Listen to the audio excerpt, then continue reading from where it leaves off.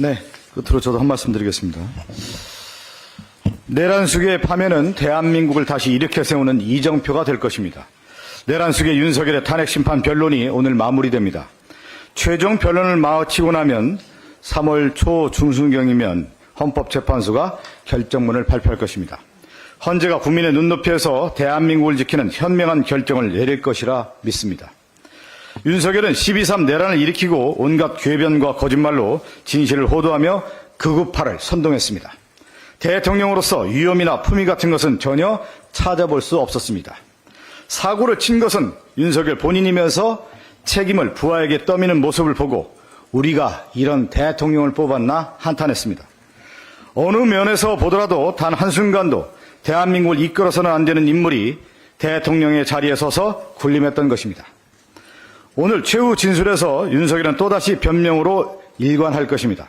갑자기 개과천선할 사람도 아니고 자신만의 세계에 빠져 야당 탓이나 할 것이 뻔합니다.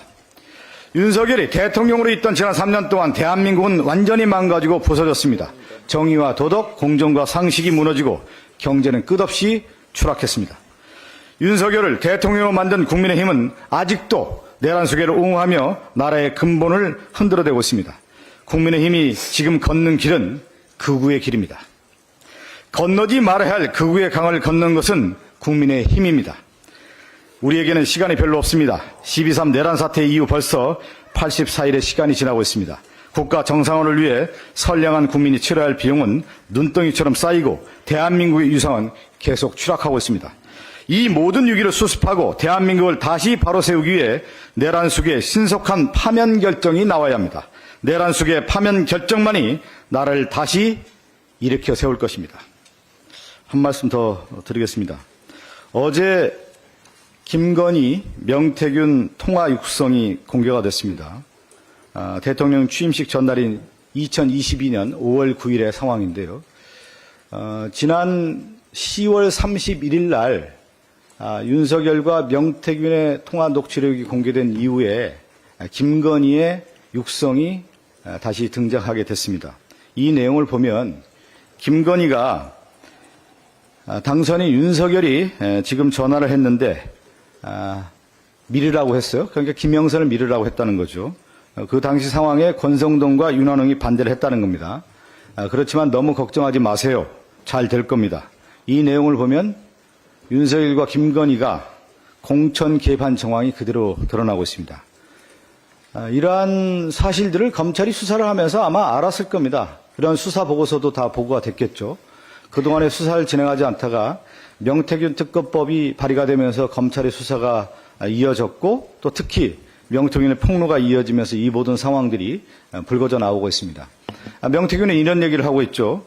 황금폰 복사본을 갖고 있고 검찰 수사가 제대로 진행되지 않는다면 황금폰 터뜨리고 특검에도 넘길 것이다. 이런 얘기를 했습니다. 이 얘기는 뭐냐면 검찰이 수사가 제대로 진행되지 않다라는 것을 명태균이 얘기하고 있는 거 아니겠습니까?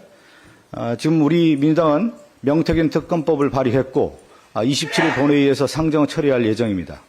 명태균 특검법이 왜 필요한지를 지금 수사 진행 상황을 보면 알 수 있고 당사자들이 지금 다 나오고 있어요. 이름이. 권성동 원내대표 이 상황에 대해서 언급해야 되지 않겠어요? 야당 비판에 그렇게 골몰할 것이 아니라 김건희, 윤석열과 관련된 이러한 공천 개입과 관련해서 권성동이 그 당시에 어떤 입장했는지 저희들이 입장을 내야 되지 않겠습니까? 권성동 얘기하고 있습니까? 원내대표 입장을 들어보고 싶습니다. 그리고 윤한홍 의원 관련된 내용도 나오고 있고요. 그 당시 공천위원장 했던 윤상현 의원 어떤 입장인지 그동안에 거짓말로 일관해서 부정하고 있는데 이런 내용들이 다 불거져 나오고 있는 상황에서 그들의 입장을 분명히 다시 한번 듣고 싶습니다. 명태균의 이러한 폭로가 이어지는 가운데 명태균 특검법은 반드시 처리해야 된다는 것이 국민의 여론이 더욱더 높아지고 있는 상황입니다. 이상입니다.